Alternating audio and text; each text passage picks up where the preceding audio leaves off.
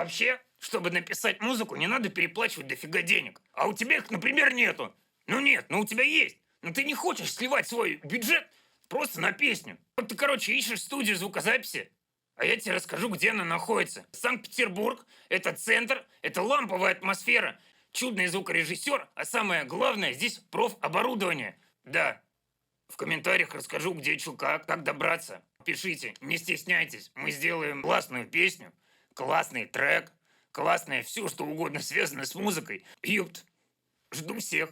Ну все, я погнал. Парам-пам-пам, парам-пам-пам.